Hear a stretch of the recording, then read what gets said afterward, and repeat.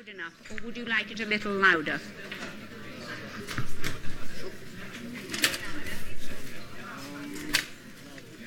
Is that any better? Yes, I thought so. Even I can hear it. I haven't lost my glasses today, and I found my PowerPoint, and I know when I'm flying on Sunday. I'm getting on fine. And I've got a note to remind you of what I should have said yesterday, which is that my husband, who remembers Leonard and Virginia Woolf until he was 14, because he's their nephew, says a little teeny bit about gardens in his little tiny memoir that he wrote, which is on the Babe Book shop stall. Few copies left, and I thought, how silly of me. I'll have to take those home if I don't advertise them. I'm not allowed to advertise, so that wasn't advertisement. But no, what was nice was that when we were sitting in the garden having that documentary made, he said to them, oh, yes, no, that flower bed was full of so-and-sos, and of which I'd taken notes, of course. Okay, a much soberer subject today, and I hope that some of you were able to get to the film yesterday. Well, I know some of you were. Wonderful film, if you haven't seen it. There's one copy in the video shop in town, so you can queue up for it. But a tremendously somber comment on what was going on. And when I was looking for a poem to illustrate this talk, or to introduce us to the talk, I was in despair. How do you find a poem that is related to Bassani, but is also related to gardens and our theme and the theme of the novel? And then I found a poem by Bassani, who is a poet, and it's called The Racial Laws. And it has a tree in it which grows up out of the middle of the poem, symbolically, of course. The Racial Laws, I'm sorry it's in two different types. It's two different translations for the bits that I liked in different translations. The Racial Laws, extract one. The magnolia right in the middle of our Ferrara house garden is the very same that reappears in almost every book of mine. We planted it in '39 ceremoniously, just a few months after the racial laws were brought to bear. It was a solemn, comical affair, all of us, fairly light-hearted, God permitting, despite that irksome, immemorial appendix, Judaism. Walled in by four walls, forewarned, soon enough it grew, black, luminous, intrusive, pointing firmly up towards the imminent sky, full day and night, with grey sparrows, dusky blackbirds, unflaggingly scanned from below by pregnant cats, and my mother, she too, in tireless vigil there, behind the windowsill, forever brimming with her crumbs. Straight as a blade from base to top, it now spills over the surrounding roots. It now can see the city from all sides and the infinite green space that surrounds it. But it's unsure now, I know, I can tell, all of a sudden stretching there at the summit, all of a sudden weak in the sun, like one who suddenly does not know, having reached the end of a very long journey, which road to take, what to do. He's actually a very interesting poet, as well as everything else. And as I felt this lecture, rather like the one tomorrow, was blessed by the presence of Bassani. I know he died in 2000. He was born in 1916, as we'll hear. But somehow I felt I don't want to sound pretentious or portentous, but I felt I was guided towards the racial laws. And then just as I was coming away, just leaving England, Amazon worked its magic. And there was a book I had ordered called Filmmaking by the Book by a woman called Millicent Marcus, which is a marvellous book about Italian film. Garden of the Finzi-Continis is one of it. one of them. And although we're not going to talk about the film, I liked what she said in her opening paragraph about gardens. So in acknowledgement of that second miracle, I thought I'd just read you a little bit of that opening paragraph of hers. Bassani's decision not to call his book The Park of the Finzi-Continis, but The Garden of the Finzi-Continis, or even simply The Finzi-Continis, reflects as much the intertextual wealth invoked by the garden as its greater euphony.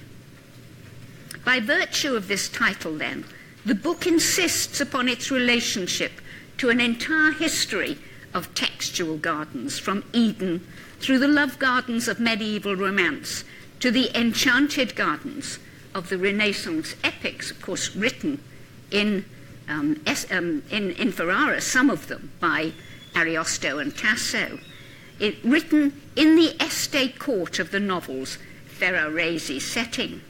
The history suggests, too, a variety of literary ancestors for Meaulnes Finzi-Continis, the tutelary spirit of the novel's garden, in the Beatrice and Matildas of Dante's earthly paradise, in the Laura of Petrarch, as well as in the Alcinas and Armidas. Don't worry, I don't know who they are either, because I haven't read Ariosto, of Ferrara's own Ariosto and Tasso. Finally, the garden constitutes a psychological metaphor, and of course, I have already said this in my lecture, please don't think I got it from here only, a psychological metaphor for the Finzi-Continis' passivity and withdrawal in the face of fascist anti-Semitism, a response that invites a fruitful comparison with Freud's category of neurotic denial. You know, if you deny something, it isn't there, is it? Giorgio Bassani was born in 1916, as I've just told you, 2 years after Alain Fournier's death in the First World War. He came to adulthood just before the Second World War, in 1938, when the main action of the Garden of the Finzi-Continis opens. Like Alain Fournier, Bassani is writing a novel which lends itself to a number of interpretations and has had a wide appeal, I think thanks mainly to that overwhelming film that some of us saw yesterday. Really, you must try and see it if you haven't. It's particularly true, I think, of the Garden of the Finzi-Continis, made by the neo-realist filmmaker Vittorio De Sica. The story is known, therefore, to a lot of people only through its film version. And ironically, since Bassani himself, I knew this would happen. Ironically, since Bassani himself did not approve of the De Sica film, and from having been initially one of its scriptwriters, as I said yesterday, disassociated himself from the film for reasons I hope to explain. Alain Fournier was dead, of course, when the film came out of his book, Le Grand Moan, in 1967, but his book shared significant likenesses with Bassani's. Both are works of poets. Both of them aspired to be poets as well as novelists, and therefore are particularly symbolic and lyric in their interpretation of events. Both have that fairy tale element that perhaps I overemphasized when I talked about Fournier. Fournier's fairy tale chateau, the garden, the privileged garden, the apparently invulnerable world within it that we meet, of course, in Bassani's novel. And, of course, as with Alain Fournier, this is a fairy tale for grown-ups, so it doesn't have a happy ending. Something, of course, we realize when we actually start the novel, not when we finish it. It starts with the unhappy ending, which I think is very bold of him.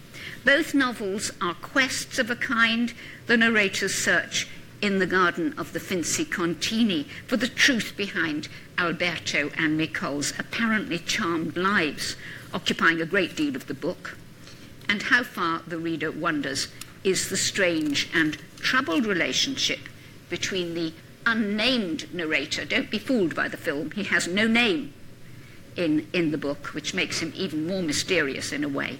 And how far by the perversities of the characters themselves, particularly Nicole.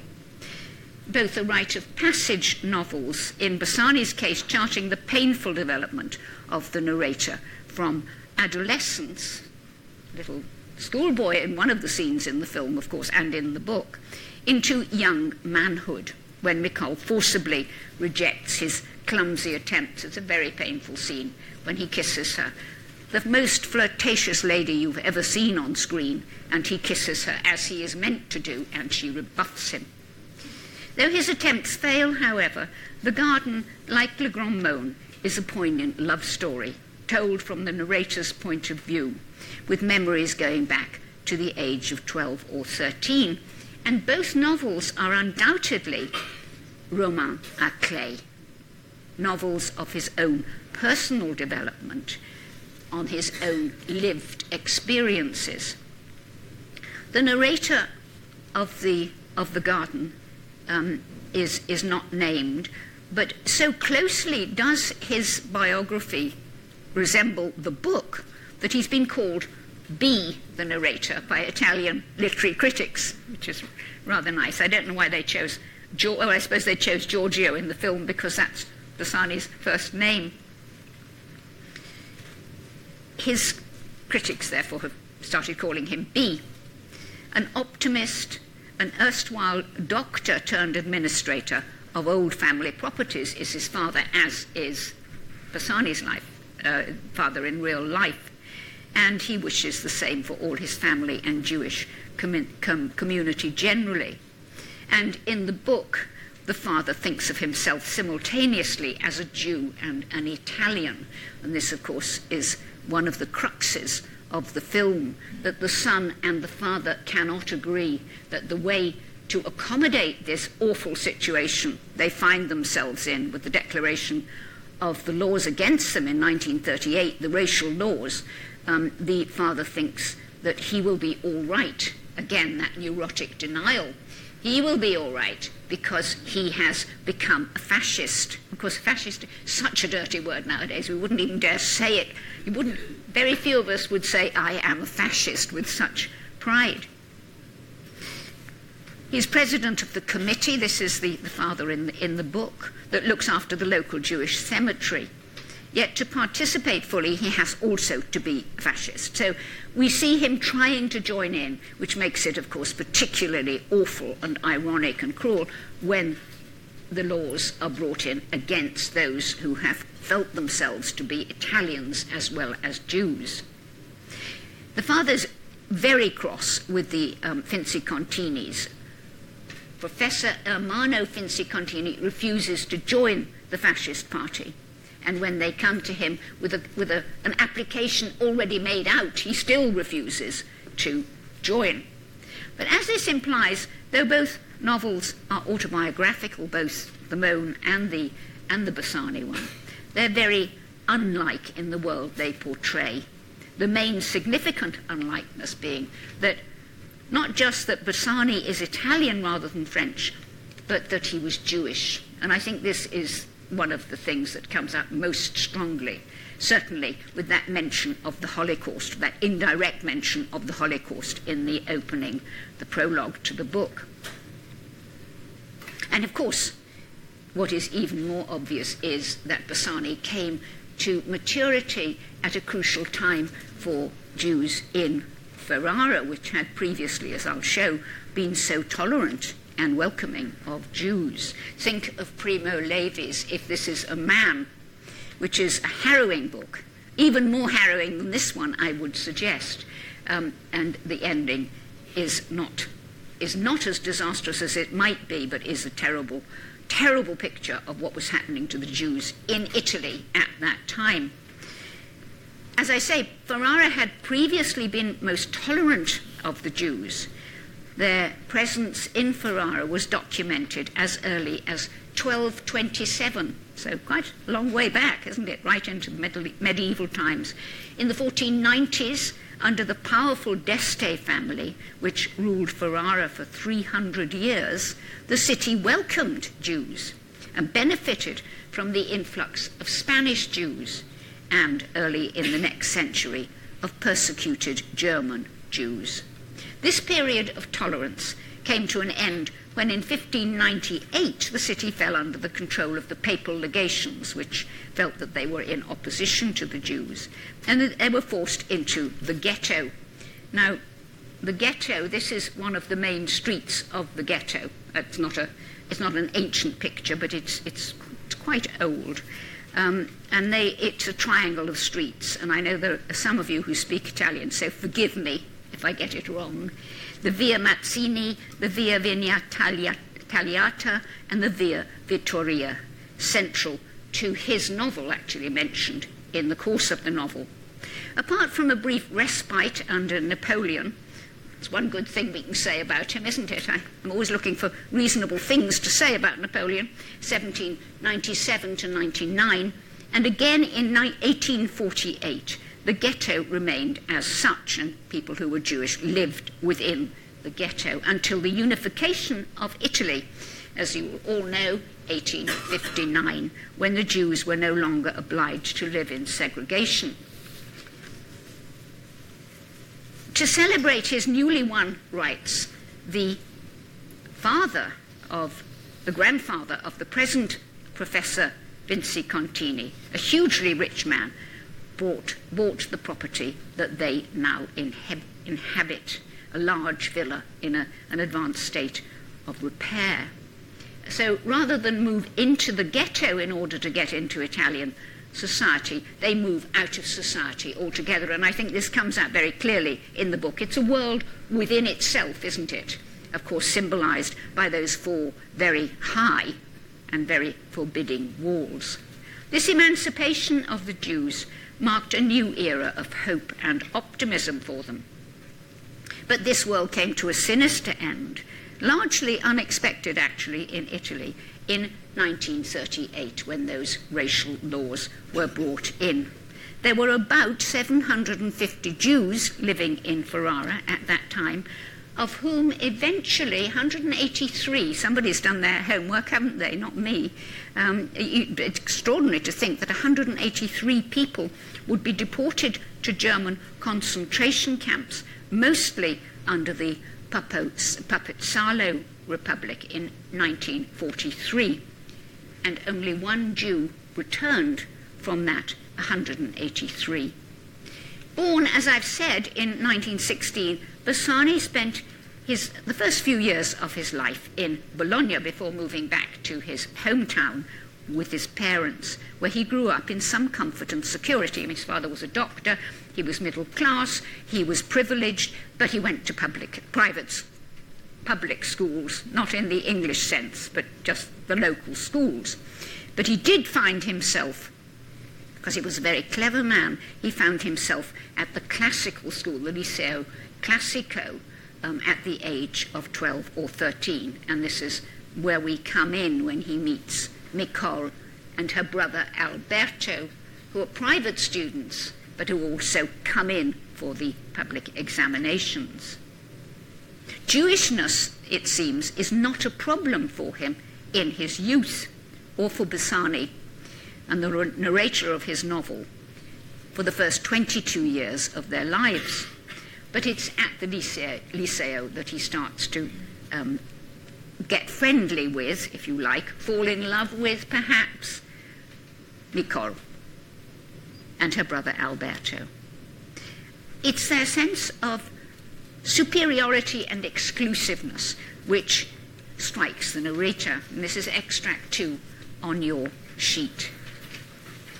And so it was among these others, mainly big, rough country lads, sons of peasants prepared for the exams by local village priests, who before crossing the threshold of the Guarini would look round bewildered like calves being led to the slaughterhouse. There would be Alberto and Nicole Finzi-Continis, not in the least bewildered, accustomed as they were for years to presenting themselves and acquitting themselves triumphantly. Perhaps they were a shade ironic, particularly towards me, when crossing the entrance hall. They discerned me among my school friends and greeted me with a wave and a smile, but always polite. Perhaps fractionally too polite and good-natured, exactly like guests. You get the sense of their feeling of confidence and superiority, don't you? They would never come on foot, and take note of this carriage because it will come in later, much less by bicycle, but in a carriage, a dark blue brougham that had huge wheels with tires, red axles, and was all shiny with varnish, glass and nickel plating. The carriage would wait for hours in front of the big entrance gate of the Guarini, for hours and hours, only moving to seek out shade. Moreover, it should be said that to look closely at all the details of the equipage, from the big, powerful horse with its clipped tail and cropped and combed mane, which every now and then gave a majestic back heel, to the miniature coat of arms that stood out in silver against the blue field of the doors, even at times to be given permission by the indulgent coachman in his informal livery, yet perched on the box seat as on a throne, to climb up onto one of the steps of the footboard, and so on and so on. So he feels terribly privileged to be even in touch with this world, which I think is a preparation for when he actually gets inside those walls. It's this sense of exclusiveness and separateness which antagonizes the narrator's father so much. The Finzi-Continis, unlike the narrator's father, as I've told you, have turned their back on fascism and drawn the walls of their wealth and their garden tightly round them. I think this may be reflected in the sometimes over-exclusive relationship between the brother and the sister. Now, I don't know whether I'm getting this from the film or the book, which is why it's dangerous to see the film, because there's definitely a sense of incest between the two of them. But there is this sense that the boy, at any rate, has this problem about relationships with the outside, from what is considered normal into a concentration on one friendship, symptomatic of his suppressed homosexuality. That may or may not be so. It seems to be implied, but as I say, it may be something that's suggested so strongly in the film that it's hard to resist. The narrator also becomes more familiar with Meaulnes and Alberto through the smaller elite group of the town's synagogues. The smaller of the two synagogues, the Spanish, the Sephardic synagogue later on, that's Professor Hermano restores the Sephardic one. So this is the one he restores, and they are both members of the also small synagogue, the Spanish. It's in the Italian, or is it the Italian? Anyway, whichever it is, there's the German and the Italian and the Spanish and the Sephardic, and I think the Italian and the Spanish share the synagogue. It is in the Italian synagogue that Bassani introduces the first of his many wonderful symbols, and that is the shawl or the talit. And those of you who are Jewish will know far more than I do about this ritual. The talit, which the children shelter under during the service, which warmly encloses them, like the walled garden, of course, again. Both, of course, in retrospect, symbols of the illusory sense of safety of Ferrara's Jews before the Holocaust. This is what particularly stands out, especially that of the Finzi-Continis. Their family tomb, which opens the main narrative, is a similar symbol of illusory security, extract 3.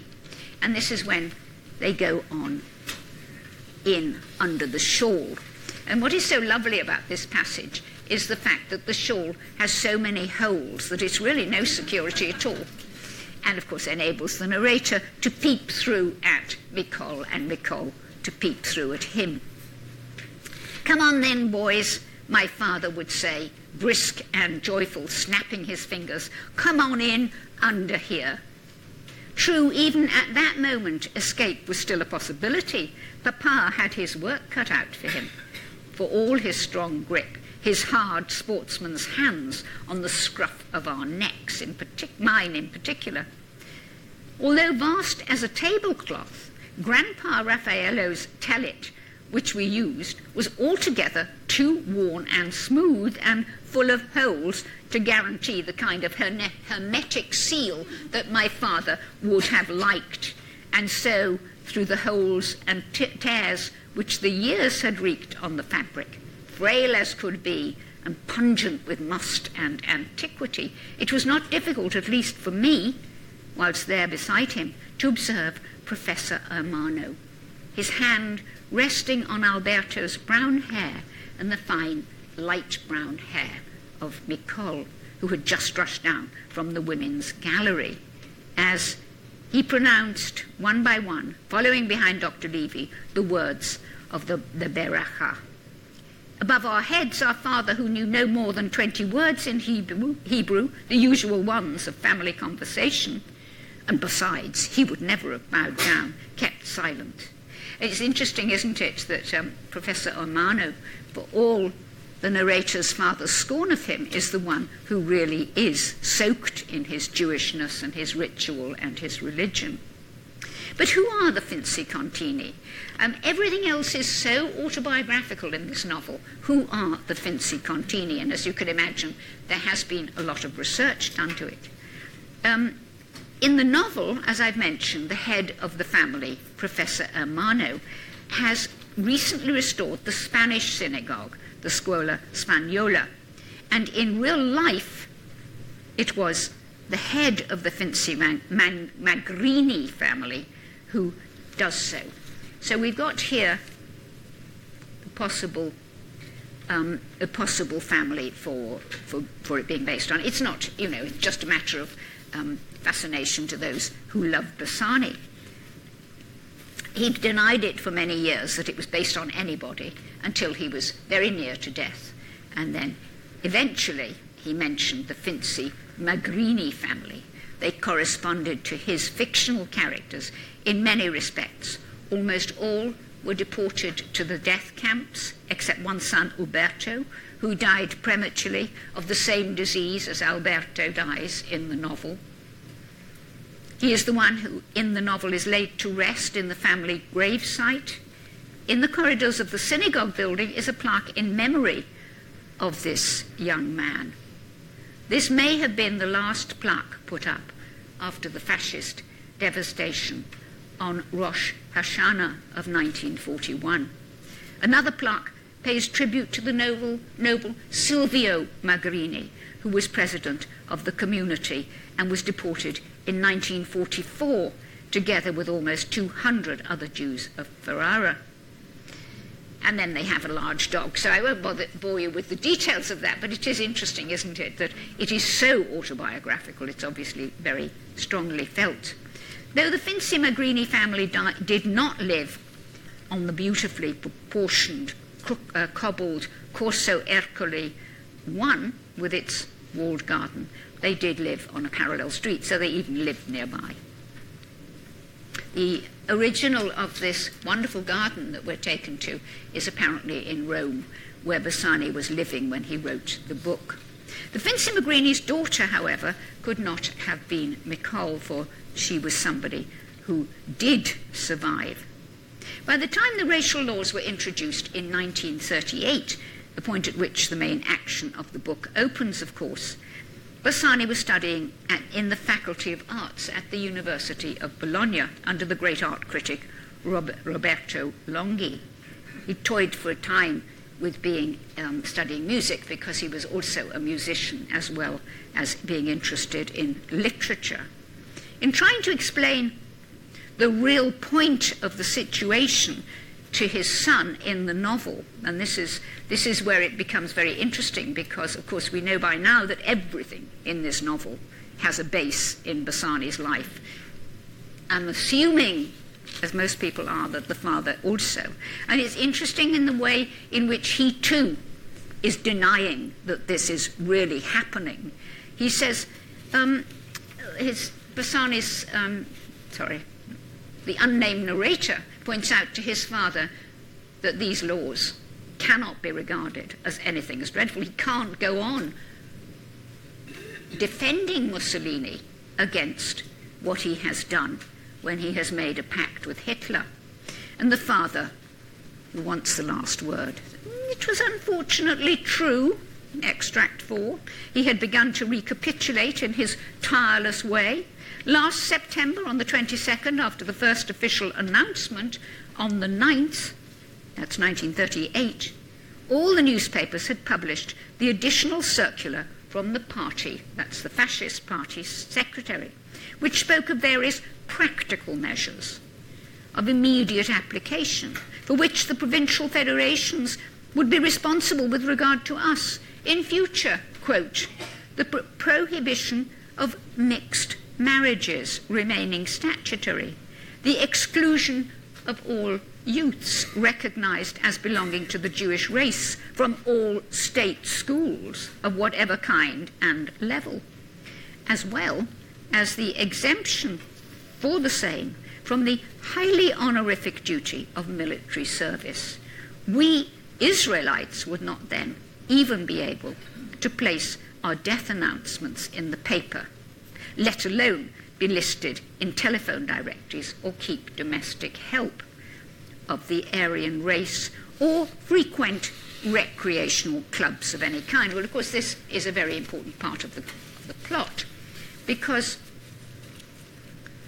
in the garden of the Finzi-Continis, it's the implementation of those racial laws that causes first Alberto, then Meaulnes, to telephone the narrator to suggest that he should come to play tennis with them in their walled garden.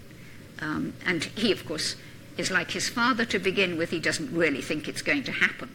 He hasn't yet been turned out of the tennis club. He is the next day, but never mind, that's not what lures him. What lures him is the invitation from Meaulnes. He then goes daily to play tennis with his fellow Jews within the walled garden of the Finzi-Continis. So, of course, it becomes a sort of more and more narrow world that is beginning to seem like a ghetto within a ghetto. Gabriel Costa de Beauregard describes this magnificent garden surrounding the family's beautiful mansion as the metonymy, that is, the part for the whole of the loss of the Jews of Ferrara. And the loss generally that they suffer as the racial laws begin to bite. The garden, she says, is the image of an intimate world apart from real life, symbolizing, in one sense, the refusal of Italian people, Jews and Gentiles alike, to see what was going on from 1938 to 1943 during Mussolini's pact with Hitler. Sort of escape from reality, if you like. And of course the garden is wonderful for a symbol because it both protects and imprisons, doesn't it? They're protected within the walls, but they're also imprisoned within the walls. And as Tim Park suggests, there's an excellent article of his in New Yorker Books in 2005, there is a strange hint of the Gothic which hangs over the garden, especially with that great big dog that keeps guard. It is all the more sinister for being a parodied Gothic, a modern Gothic, where the cloud that hangs over the house has a terrible historical reality. It is a Gothic world where death and immaturity are magically superimposed and time suspended. It's almost as though that first section where they're playing tennis and the summer continues into the autumn, it's almost as though that is that magic that I started by talking about. If the Finzi-Continis have refused to mix with the outside world, nevertheless, in the protected space they live in, they have mixed together generously and heterogeneously lots and lots of things from all over the world. And he talks about the garden at that point, the fact that the garden is full of very foreign plants, some of them so frail and so not indigenous that they need protection in the winter. They need to be stacked up with straw to protect them. Desiring separateness, the family, they seek to possess the exotic in the security of their own house, and so the garden is full of those trees from other climates. It's a hybrid space, this garden, at once real and unreal, just as the tennis they play is at once a real engagement, but nothing, again, metaphorically, an anticipation of the real battle that will follow a year later, in which most of the young men of Ferrara will be involved, including one of the characters who isn't Jewish, Malnati, who will be killed in Russia. Again, ironically, there's a lot of irony in this book. The risk of living in the garden of the Finzi-Continis is to pass from youth to cemetery without having lived, without an initiation into real adult life. They're all students and they are all about to embark on life. It's almost as though time is suspended for them within that garden. Certainly in the novel itself, gardens are mixed inextricably with cemeteries. The prologue to the garden of the Finzi-Continis begins with a visit to the Etruscan cemetery at Cerveteri, just outside Rome, where Bassani was living actually when he wrote this novel. And the novel proper begins in Ferrara's Jewish cemetery at the Finzi-Continis' lavish and histrionic tomb. Cemeteries and gardens alternate throughout the narrative, the former almost spectrally superimposed upon the latter. Only in the prologue and epilogue, and once in the middle, does the narrator allude to the fact that nearly all of its protagonists will be murdered in German death camps without a gravestone.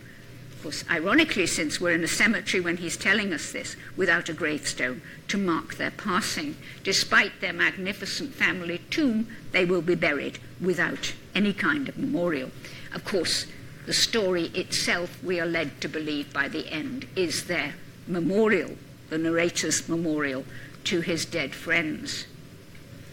The story continually broods on what passes away and what remains, on time itself, and builds his memorial out of that ruination. By the time the narrator tells his story 20 years later, the garden itself has gone, and that's in Extract 5, although the early 20th century touring club guide never failed to recognize it in a curious tone poised between the lyrical and the worldly. The current edition does not mention it, so the garden has actually disappeared from record, as it were. An air of melancholy, doom, hangs over the book from the start, an anticipation, no doubt, of the Holocaust to come. Yet the Holocaust, as such, is never the sole subject of Bassani's writing, nor is he interested in simply denouncing anti-Semitism or fascism. It's also, for example, a novel about first love. This slightly lightens the atmosphere because some of it is very entertaining, in which the garden setting becomes irresistibly, of course, how many times have I said the Garden of Eden in this course of lectures, but irresistibly the Garden of Eden, an allusion to it, with the narrator looking back nearly 20 years later on a lost Eden. Like the Garden of Eden, the Garden of the Finzi-Continis is a space where all kinds of species flourish, and we've talked about that. In its 24 acres, there are, for instance, quote, rattan plums, this is page 90 in my book, ferns, nettles, thorny bushes, every imaginable kind of tree, oaks, ilexes, plane trees, horse chestnuts, a group of 7 slender, extremely tall Washingtonii graciles, or desert palms. There are also more, quote, humble domestic plants, a large plum tree, apples, figs, apricots, peaches. It does sound like the Garden of Eden, doesn't it? Again, Bassani's symbolic instinct is well to the fore. The exotic nature of the garden, its natural yet slightly unnatural nature. And I know we've talked about this before, the way in which a garden is both natural, or is attempting to be natural, is attempting to reproduce nature, and is at the same time unnatural because it has been created by man. The narrator is already half in love with Meaulnes when she rings to invite him to play tennis. She has invited him 10 years previously to come and climb the garden wall, which is lovely, isn't it? And that scene where he goes, he's failed his exam for the first time in his life, he's feeling very disconsolate, and she calls to him, a kind of Eve figure standing on top of her ladder on the wall saying, "Come on in." And it's very interesting because they miss this entirely out in the film, which was a great pity, because he then tries to place his bicycle safely in one of the catacombs, one of the tunnels underneath the town. And it's there that he has these extraordinary visions of, and this is extract 7, these extraordinary intimations of sex. He's 12, he's beginning to think of her in a different context. And as he's parking his bicycle, or putting his bicycle in the underground tunnel, he thinks, a subject to retake in October, Meaulnes was right, was just a joke. What was a subject in October compared to, I trembled, all those things that might have taken place between us down here in the dark passage. Sorry, in the dark. Perhaps I would have had the courage to give her, Meaulnes, a kiss. Now this, of course, anticipates very much his attempt later on. A kiss on the lips. But then what? This is a 12-year-old boy. But then what? What would have happened next? In the films I'd seen, and in novels, kisses had to be long and passionate. Actually, compared to all those things, kisses were merely a not too worrying detail. If, after lips met and the two mouths were joined, each seeming almost to enter the other, mostly the thread of the story would not be picked up again until the next morning. This is the age of censorship. What follows the kiss is not shown. It would be nowadays, wouldn't it? The film would enjoy it. And the darkness might certainly have helped things along, he said. After that kiss, time would have continued to move on at its steady, usual steady pace, without any strange or providential interruption arriving to transport us safely to the morning after. So he's a bit worried. What's he let himself in for? He's beginning to realize that the serpent lurks in the garden. The air is dense, as Parks notes, with repressed or hidden sexuality. It's a very interesting scene. And it's interesting, too, that it doesn't happen. So he's sort of let off the hook, and he doesn't really get into the garden until 10 years later. The two young Finzi-Continis, Alberto and Meaulnes, seem blocked or stalled or marooned, and not only in their studies, but, of course, those garden walls enclosing them. Perhaps the political situation offers an excuse that covers up some deeper difficulty with encountering life outside the garden walls. It's protection, and they have to step outside it. Perhaps that is what is happening. By allowing others into the garden to play tennis, they have found a way to alleviate a tension that would otherwise have forced them out into adulthood. Sport, after all, offers a splendid surrogate for life's crueler battles. I thought that was interesting. Nearly 10 years passes, and then the narrator finally enters the garden.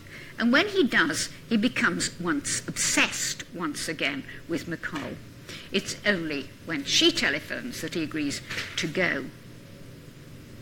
And though she and he pretend that this was just a silly, youthful infatuation, he becomes even more deeply infatuated, and she flirts wildly with him. And I'm talking about the book here.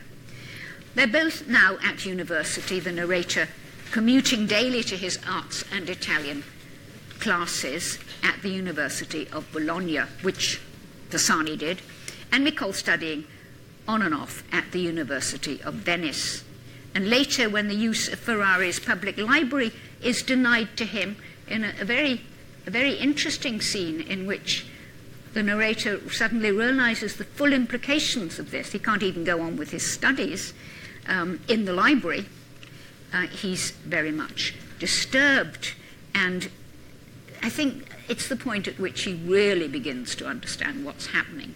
Despite his attempt to seem detached, he's bitterly disappointed when he sees that 4 other young men have come to play tennis too. He thought he was the only one, including one who's clearly not Jewish, Malnati, older and around 25, the narrator writes, with a pipe between his teeth, long white linen trousers, and a brown corduroy jacket.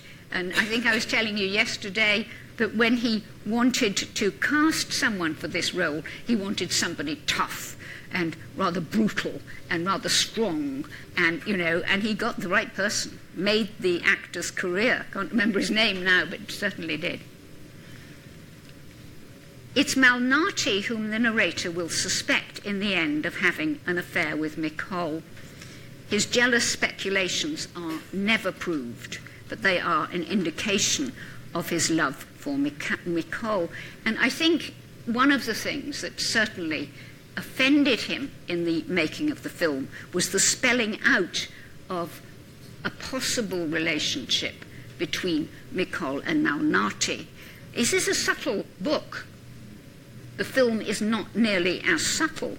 We do not know whether Meaulnes was having an affair with anybody else, and we certainly don't know that she was having it with Malnati, who is non-Jewish. And yet, in the film, you see her sitting up in a rumpled bed with Malnati beside her, baring her breasts to the narrator. Now, if that isn't unsubtle, what is? As James McKendrick points out in his excellent introduction to his Penguin translation of The Garden of the Finzi-Continis, it is a remarkable account in the book of first love. Even those suspicions are part of that process that he's undergoing. The novel manages to be both idyllic and psychologically convincing, at the same time harrowingly aware of separation and loss, because we've been told right at the beginning what's going to happen. This hangs over the book all the way through. Meaulnes both encourages the narrator, inviting him into the garden, giving him a tour when he does eventually get there, inviting him into the family coach, which, of course, again is a confined space and which is certainly a flirtatious gesture, and then getting cross with him when he becomes attracted to her physically and puts his hand on her knee.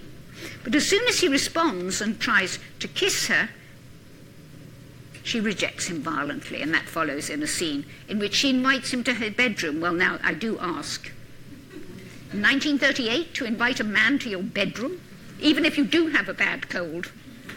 The narrator is very aware of his social inferiority to Meaulnes, despite his solidly middle-class status. Is it snobbishness that causes her to reject him?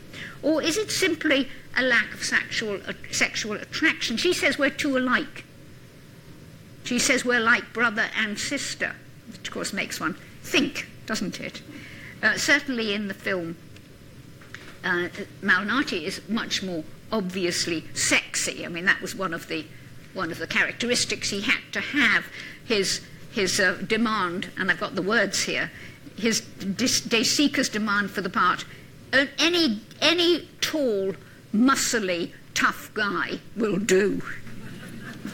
Meaulnes herself says that her rejection of the narrator is because they are too similar, but it is, of course, only fueling his suspicion that there is something going on between her and Malnati. But it's finally the narrator's own jealous imaginings that begin to cure his obsession with her. He suspects that she is having this affair, and though he never sees it, it really makes him feel enough is enough.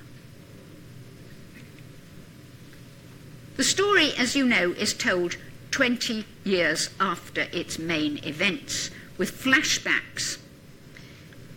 Flashbacks to the scene in the synagogue and Meaulnes' first invitation into the garden. And as memory tends to do, the past is represented as largely idyllic. So it's always sunny, it's always very pleasant in the past. A stark contrast to what we know from the prologue onwards is in store for many of its characters. A sense of loss and of endings pervades the novel, yet at the same time a sense of wonder, of enchantment, partly through the lyricism of the style. This is a poet writing, even at the saddest points in the story. Extract 8. This is the ending to the prologue, and my heartstrings tightened as never before at the thought that in that tomb, that's the Finzi-Continis tomb, established it seemed to guarantee the perpetual repose of its first occupant, of him and his descendants. Only one of all the Finzi-Continis I had known and loved had actually achieved this repose.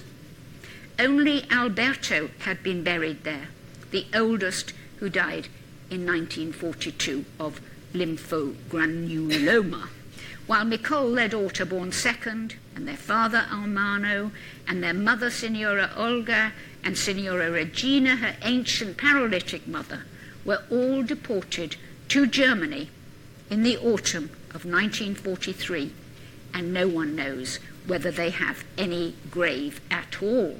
Now, if you start a story on that note, it's very hard, isn't it, to depart from that. You can't refuse the message that it brings. And it's the voice of a poet, of course.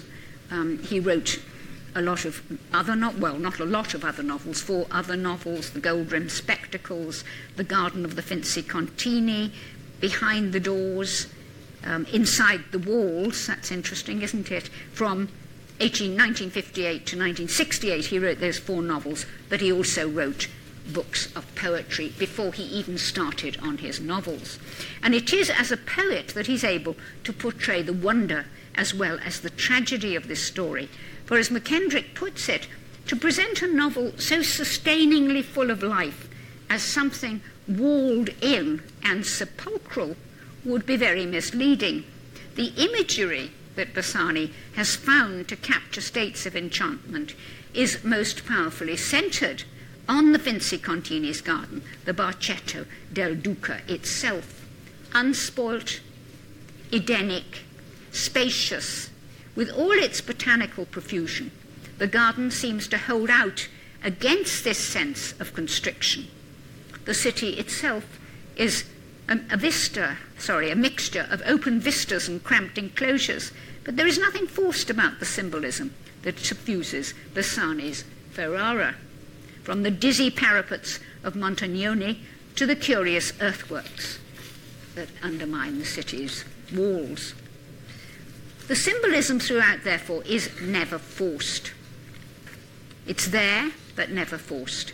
The games of tennis, symbolic, as I suggested to you, in themselves of idle pleasure, but also, of course, a warning of what is to come in terms of a real game played out, are played out in unusually mild and pleasant weather. And there's a nice paragraph, I won't read the whole of it, extract 9. We were really very lucky with the season. For 10 or 12 days the weather remained perfect, held in that state of magical suspension, of glassy, luminous, soft immobility, which is the special gift of some of our autumns. In the garden it was hot, just slightly less than if it was summer. Whoever wanted could go on playing tennis until 5:30 or later, without fear that the evening damp, so marked towards November, would damage the gut strings of the racket. At that hour, naturally, you could hardly see a thing, and yet the light that continued to shed a golden hue down at the foot of the grassy inclines of the Mura degli Angeli, which were overrun, especially on Sundays, with a quiet, many-coloured crowd. Sorry, I can't see. That last night tempted you to keep on playing regardless. Yet in retrospect, even such seemingly innocent pleasures become ironic, symbolic, as I've said, of that great unawareness, unpreparedness for the horrors in store. They're apparently protected in this walled garden, but they're not, are they? In fact, they're imprisoned because when the town's officials come to get them, there they are, trapped within their walls.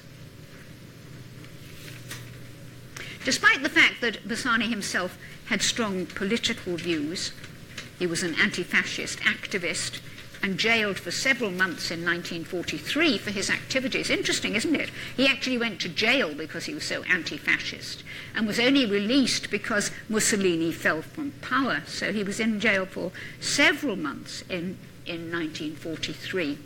But there is nothing judgmental about the book. His morality never submits to a sort of black and white historical overview. The narrator's father, for example, and this is where he really seriously disagreed with De Sica about the making of the film, the narrator's father may hold the opposite political views to his son to begin with, but the father is portrayed sympathetically, a man of mixed views, a human being who is flawed, but his father, and who cares about him, and that comes out in several scenes late at night when the father can't sleep.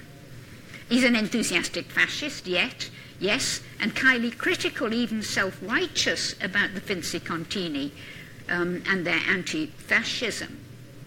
Yet Bassani refuses to make him into a monster, portraying him as normal, even though his views in retrospect would make him seem like a collaborator in Nazism. Malnati, too, is shown to believe genuinely in his credo. He's a communist and is drawn with affection and pity. His death, fighting for fascism on the Russian front, a particularly ironic end for him.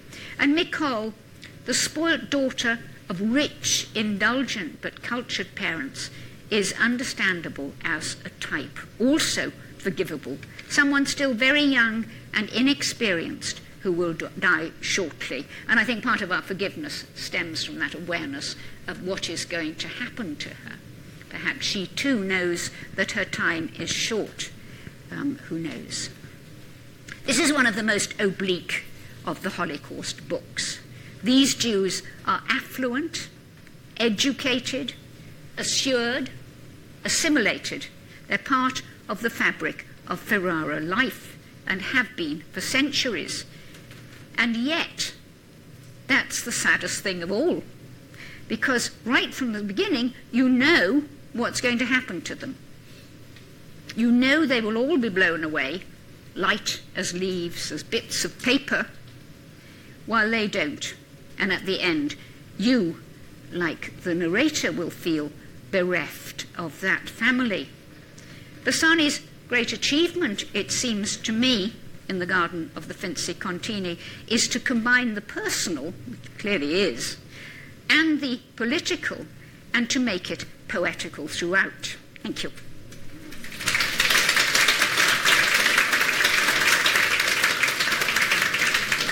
If you do have questions, I don't ever leave time for questions, because early on somebody said to me, couldn't you just lecture instead of leaving some time for questions?